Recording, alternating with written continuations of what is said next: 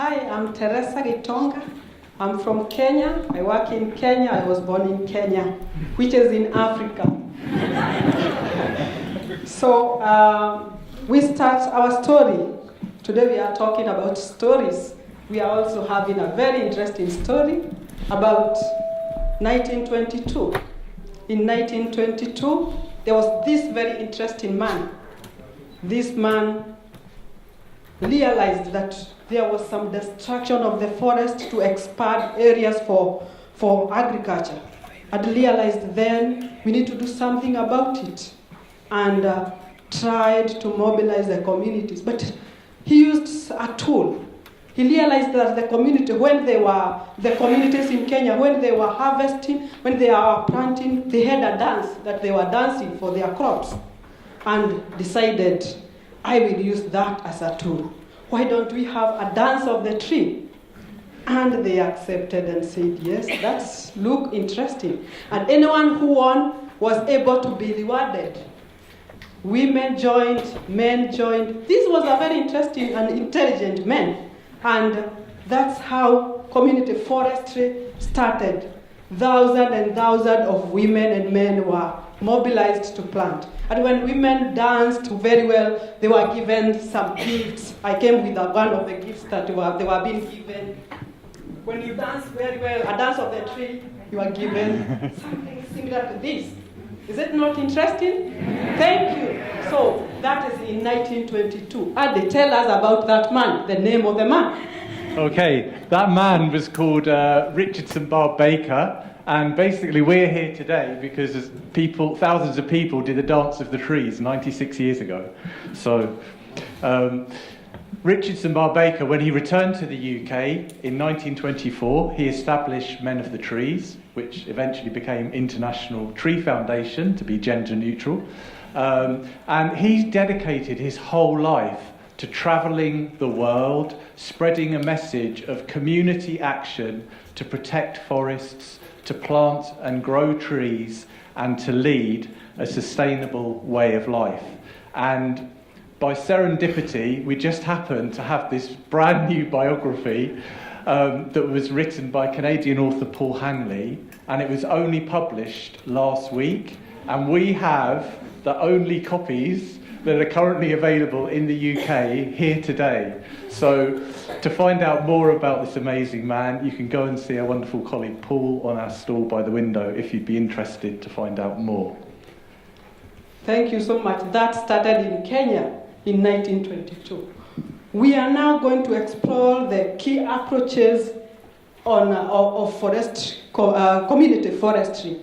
What have we been doing? I have been involved in tree planting with the communities for over 10 years, working together with the communities, interacting with them. So these are some of the approaches that we have been able to use. Community-based participatory approach, whereby the communities are involved from the design of the projects, being involved in the implementation of the project, and also monitoring and evaluation, whereby they raise the seedlings together, the sampling, they raise together with us. We make sure that they look for the seeds. We don't get trees from elsewhere. They use the local seeds so that they can be able to raise those seedlings and plant in their land. Because we want to restore our ecosystems. The forests were very nice.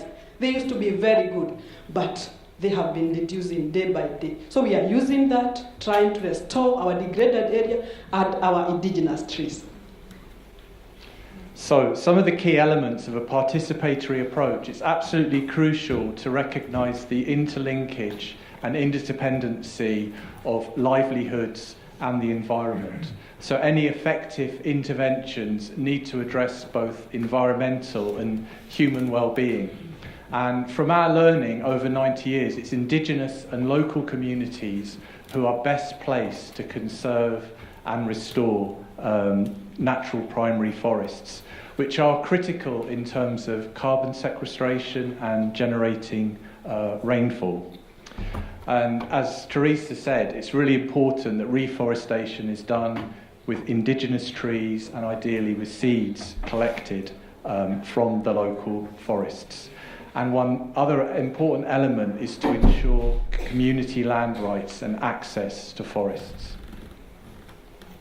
Wow, respecting indigenous culture and knowledge. It's very important to know that each area is unique.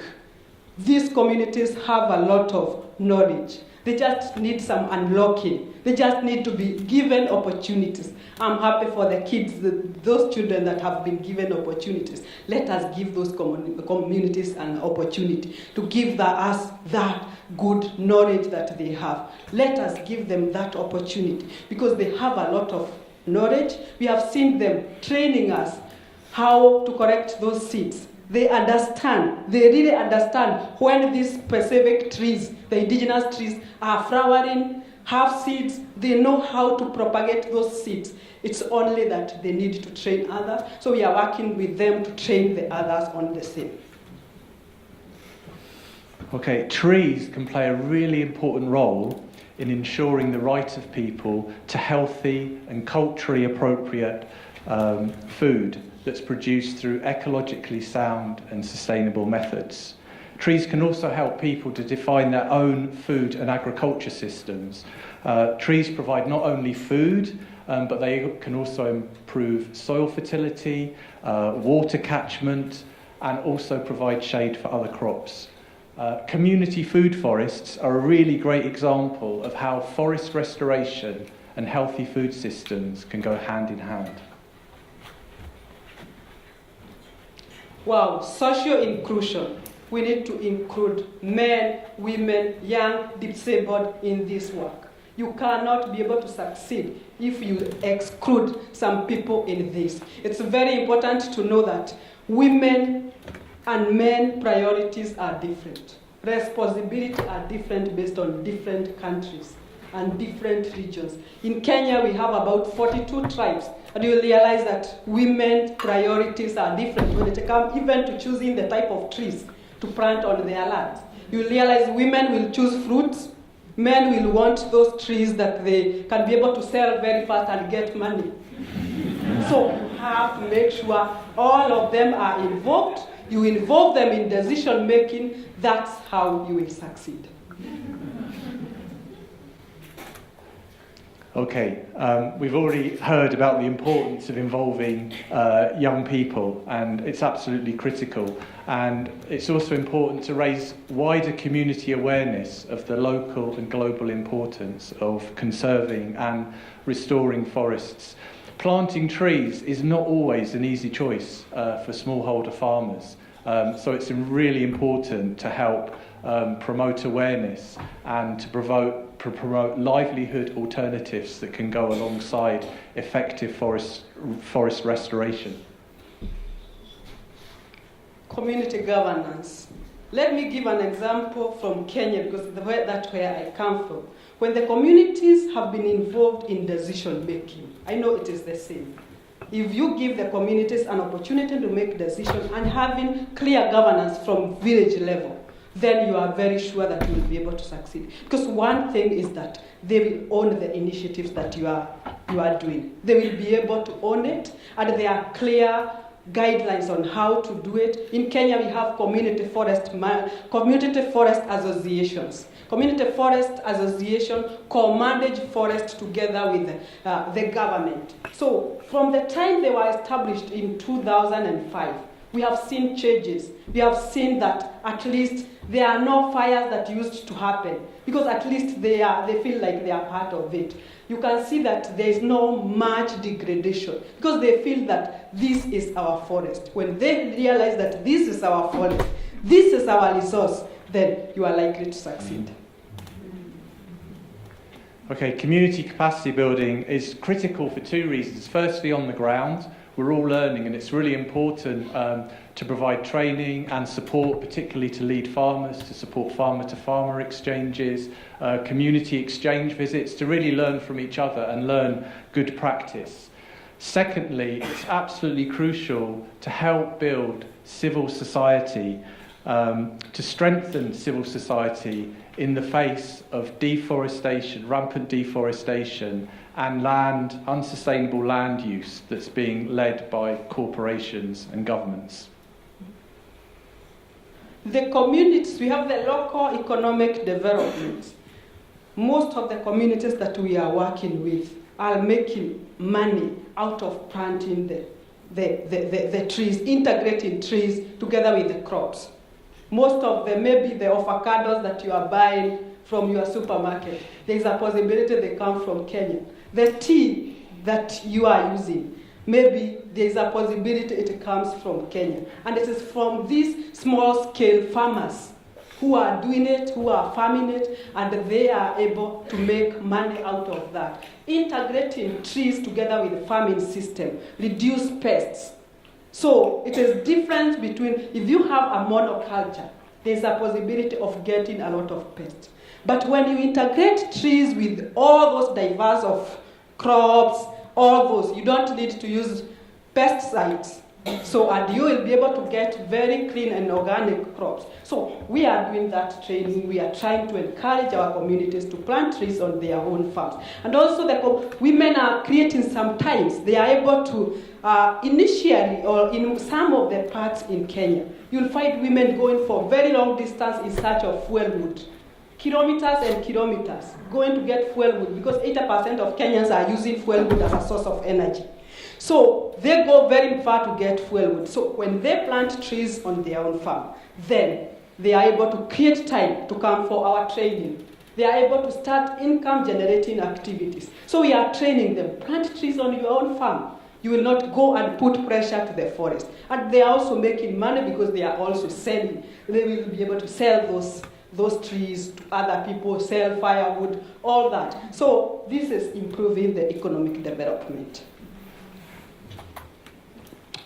Benefits of community forestry. We have realized over the years that I have worked with the communities, I've realized one thing. One, there is ecological improvement. You can see the forest cover improvement. Just some years ago when I started working, more than about 10 years ago, the forest cover in Kenya was very low. But at least we can see some improvement. From the time we started involving the communities, working together with the communities, I can say that there is some improvement in terms of forest cover. We can say that there is improvement in terms of income. We can say that there are a lot of benefits, ecological, economic, and social benefits of forest. And we are experiencing that, and we believe that that will continue. Woo! So, based on our learning over 90 plus years, we can say that a community-led approach to forest conservation and restoration is vital. We need a grassroots bottom-up approach, and we believe that sustainable transformation can be achieved by the interlinking of 4 key elements: education, environment, livelihoods, and capacity building, with communities at the centre. And this is the core philosophy that's been enshrined in our brand new strategy, which is called Growing Together. And in this strategy, we're inviting everyone to join us in this message, and we're also inviting ourselves, if you don't mind, to join you, because we think people who believe that communities need to lead this need to come together. We're not that powerful on our own, but we can be really powerful together. And we also need to get a message that the resources need to be allocated to local communities. They need to reach the grassroots. Too often they just stay up there and they never reach the communities who are really doing the work and really understand what needs to be done at the local level.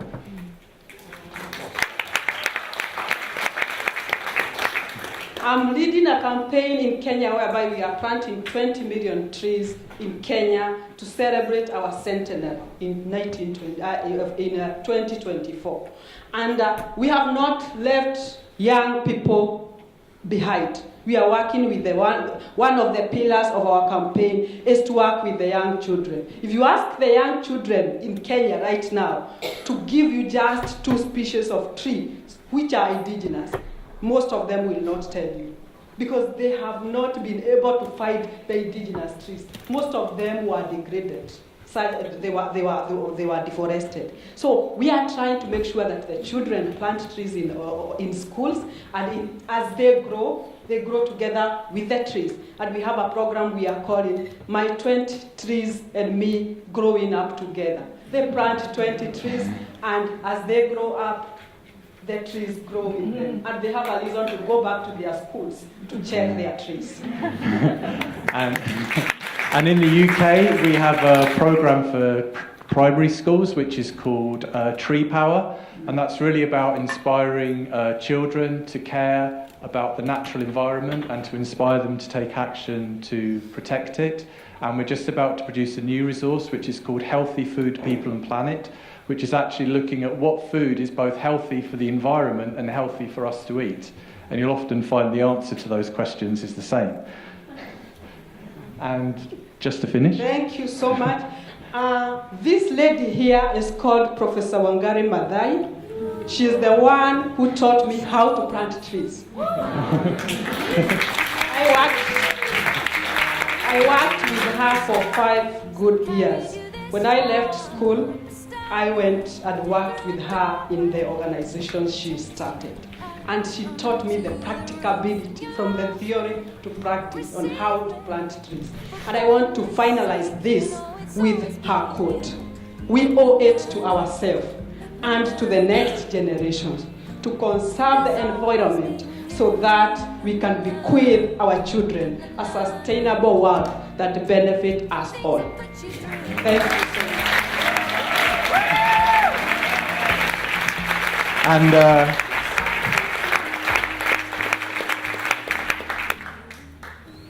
last but not least is a quote from Richard St Barbe Baker. He said many wonderful things, and of course I've gone to choose a really long quote, which I could barely fit onto the PowerPoint slide, but it seemed very apposite at the moment following the IPCC report that we've basically got 12 years to get our act together, and reports about the huge decline in our insect populations.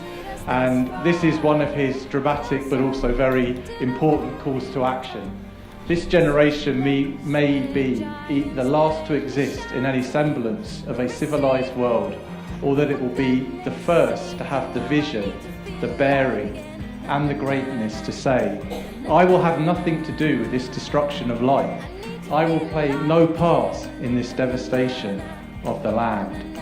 I am determined to live and work for peaceful construction, for I am morally responsible for the world of today and the generations of tomorrow.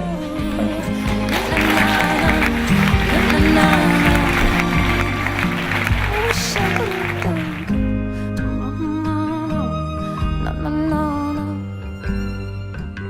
Don't know where I've been.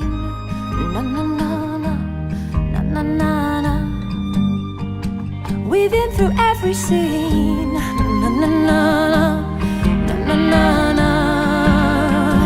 Searching for you.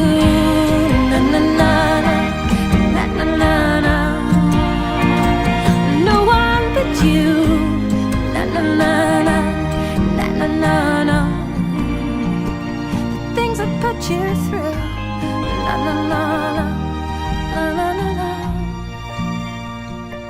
It's always been you.